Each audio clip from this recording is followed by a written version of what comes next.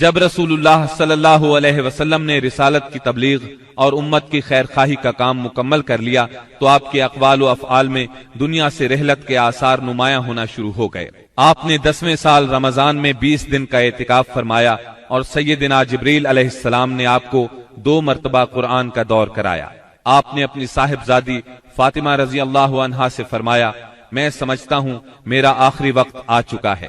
سیدنا معاذ بن جبل رضی اللہ عنہ کو یمن کی طرف روانہ فرمایا تو انہیں وصیت فرمائی، اے معاذ، غالباً اس سال کے بعد تم مجھ سے ملاقات نہ کر سکو گے اور میری اس مسجد اور میری قبر کے پاس سے گزرو گے۔ یہ سن کر سیدنا معاذ بن جبل رضی اللہ عنہ رونے لگے۔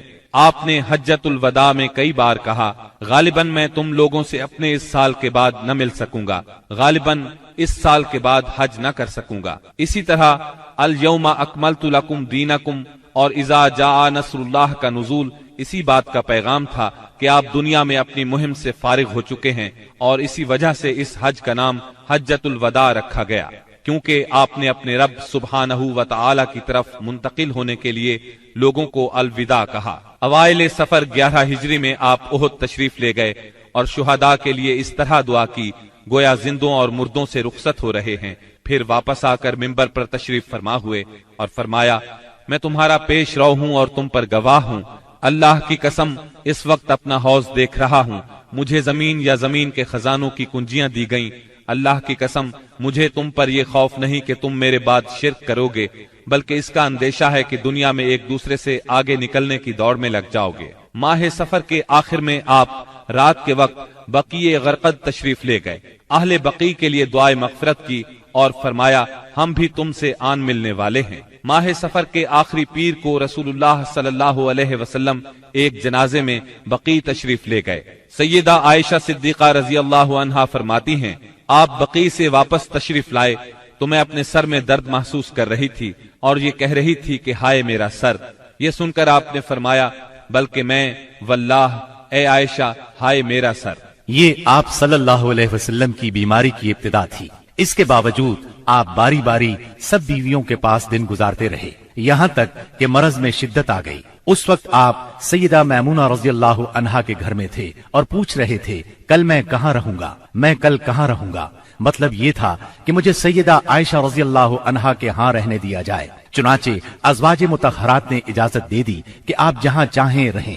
آپ سیدنا فضل بن عباس اور سیدنا علی رضی اللہ عنہما کے سہارے پاؤں زمین پر گھسیٹتے ہوئے نکلے اور سیدہ عائشہ صدیقہ رضی اللہ عنہا کے گھر منتقل ہو گئے۔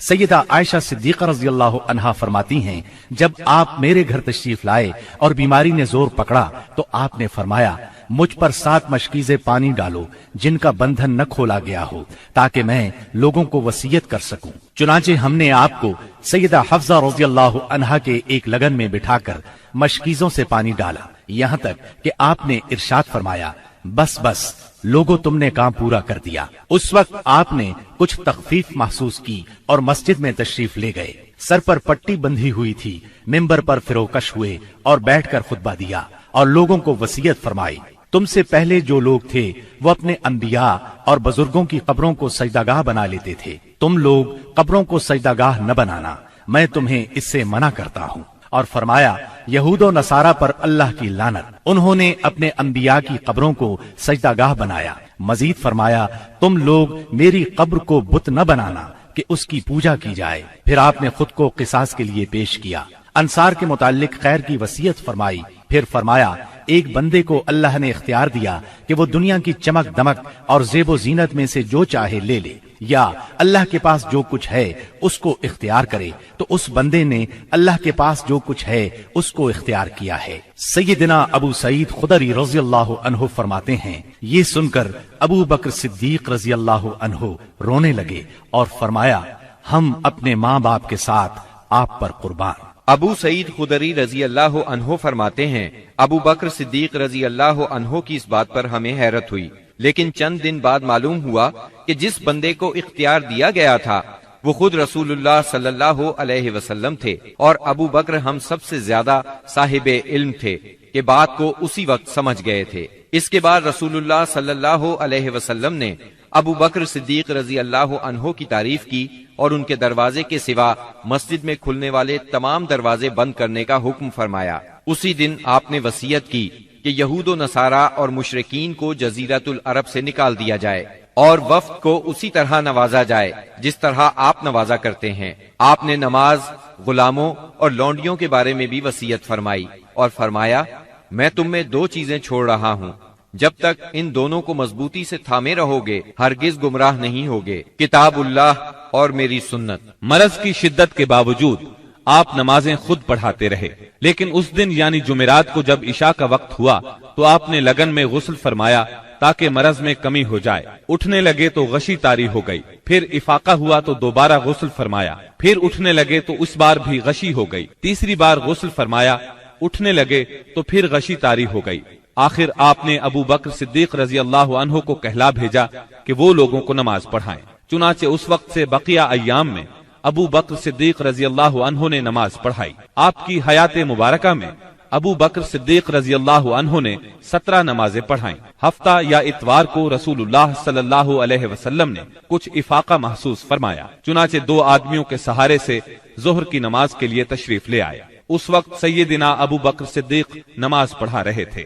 آپ کی آمد کو محسوس کرتے ہی ابو بکر صدیق پیچھے ہٹے، لیکن آپ نے اشارے سے روک دیا اور پھر ابو بکر صدیق رضی اللہ عنہ کے پہلو میں بیٹھ کر نماز پڑھائی۔ اس نماز کی صورت یہ تھی کہ آپ کو دیکھ کر ابو بکر صدیق اور ابو بکر صدیق کو دیکھ کر دوسرے لوگ نماز کے ارکان ادا کرتے جاتے تھے۔ 12 ربیع الاول پیر کے دن حجرہ مبارک سے آپ نے پردہ اٹھا کر دیکھا تو صحابہ فجر کی نماز میں خشوع اور خضوع سے مشغول تھے۔ یہ منظر دیکھ کر آپ خوشی سے مسکرا دیے۔